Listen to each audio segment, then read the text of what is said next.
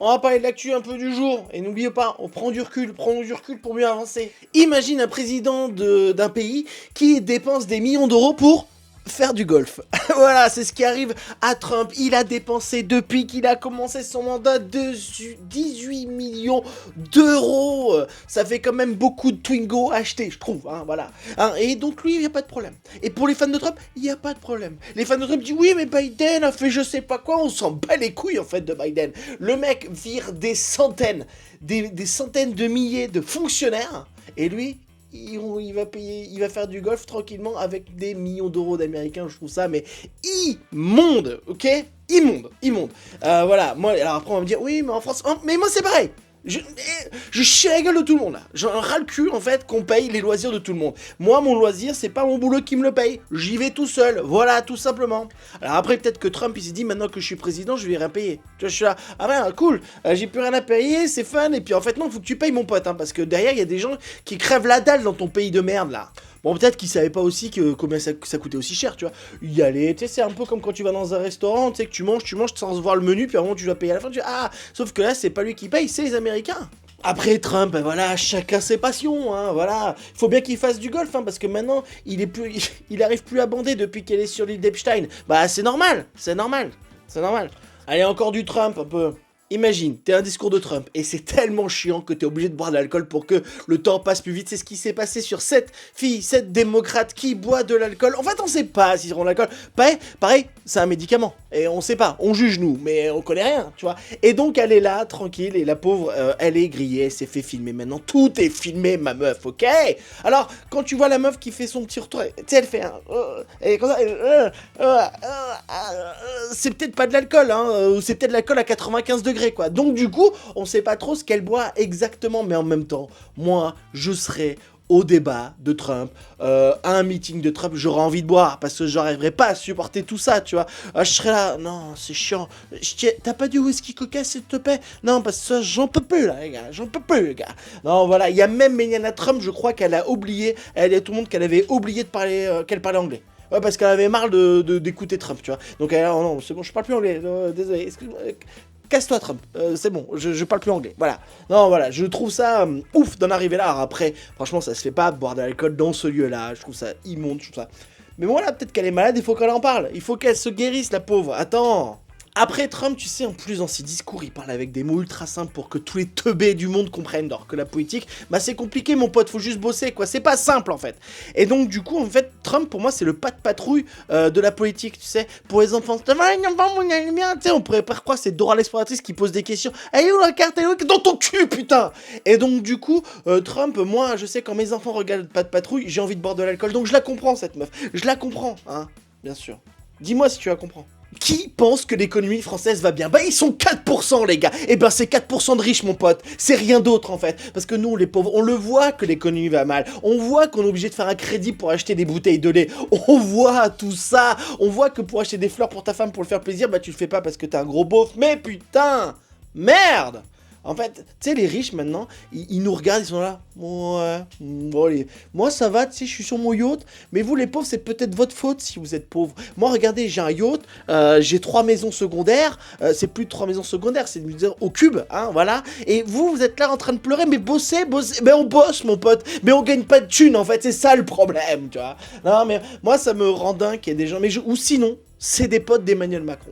Ils se disent, bon, ben voilà, non, mais bon, vous savez, Manu, il a fait quand même des bonnes choses, nous, on va bien, regardez la politique, ah, ta mère, la pute, pardon, excusez-moi, j'aurais pas dû dire de gros mots, mais j'en peux plus de ces gens-là, non, mais qui peut voir, en fait, il faudrait avoir quand même 2 machettes dans les yeux pour ne pas voir que l'économie va mal. Et que c'est la faute des 90 ans de politique qui a été faite actuellement. Et qu'on chie à la gueule des plus pauvres. Ah voilà, super, allez. Et tu vas voir un match de merde, tu manges un sandwich cher de merde, c'est ce qui arrive au stade de Grenoble, le stade des Alpes, bien sûr. Un très beau stade, hein, mais qui coûte un bras, mon pote. 11,50€ le sandwich avec ta bière. Avec le sandwich, bien sûr, attention, garni de ouf, hein, avec 2 bouts de brie, dégueulasse, acheté Eco Plus. Hein. Non mais moi je trouve ça dingue, parce que le sandwich il coûte plus cher que les joueurs de foot de Grenoble. C'est un truc de malade. Tu sais, tu vas tranquillement avec ta fille, avec tes enfants, tu vas dire, viens, on va voir un match, et là papa il fait, Papa, on peut pas manger parce que c'est trop cher, non? Oui, mon fils, je suis obligé de faire un crédit pour t'acheter un sandwich chambeurre sans salade avec juste 2 bouts de fromage. Oh, papa, ah, voilà, on se fait bien avoir encore une fois. Alors après, tout est cher dans ces trucs-là. En plus, c'est de la bière sans alcool. Je ne comprends pas les gens qui achètent ça alors que c'est de la bière sans alcool. Respecte-toi. Ne buvons pas de la bière sans alcool. Hein. Boire de la bière sans alcool, c'est un peu comme faire l'amour avec une capote. C'est bien pour la santé, c'est bon pour la santé, mais tu te fais un peu chier, quoi. Prenez des capotes, je vous en supplie. Je vous en supplie. Non, mais voilà, alors tout le monde s'insurge. Hein. Moi, je m'insurgerais plutôt que Grenoble est aussi bas dans le classement. Mais bon, en tout cas, moi, je m'économiserais de l'argent, j'aimerais mon petit sandwich, perso. Voilà. La France tend les bras au génie américain qui quitte les États-Unis à cause de Trump. C'est ce qui est en train de se passer. Il y a tous les Américains. Vous savez, Trump, il est en train de virer tout ce qui est dans la recherche, tout ce qui est un peu fondamental. Tu vois, la recherche qui est hyper utile dans nos sociétés, sur les maladies, sur d'autres choses, sur des trucs à la con. Mais c'est hyper utile. Et en fait, les Français se disent, venez. Si vous êtes viré par les Américains, viens, regarde, on est sympa. Il y a la Tour Eiffel chez nous. On peut manger aussi du foie gras, foie gras. Et en fait, le problème, c'est qu'en France, le seul moyen de faire venir des gens, c'est en disant qu'ils peuvent bouffer du foie gras qui est à la Tour Eiffel. Parce que quand tu vois comment les chercheurs français sont payés, ou avec quel argent, mais c'est abusé. Un chercheur français qui reste en France, c'est du bénévolat qui fait le mec. C'est abusé, tu vois. Non, mais écoutez, moi je suis chercheur en France, mais parce qu'en fait, c'est le Téléthon qui m'a touché, c'est vraiment voir tous, c'est aider les gens. Non, je suis pas bon chercheur. Bah si j'étais bon chercheur, je partirais aux États-Unis, mon pote. Mais voilà le problème. Donc du coup, on essaye de faire venir les gens, mais si t'as pas une vraie politique de recherche, d'investissement dans la recherche, mais tu ne peux rien faire. Et c'est ça qui est dommage. Parce qu'il y a plein de trucs à faire cool, mais il faut de l'argent. Mais on préfère mettre de l'argent pour combattre les migrants, qui est un faux problème. Allez, c'est comme ça. Dernière info. R. Kelly en prison a déjà fait 25 albums. Il lui reste encore je sais pas combien d'années. Il a une peine de 30 ans, il a fait 25 albums, putain, il est plus prolifique que Jul. T'imagines si Jul entrait en prison, il ferait tellement d'albums, quel enfer.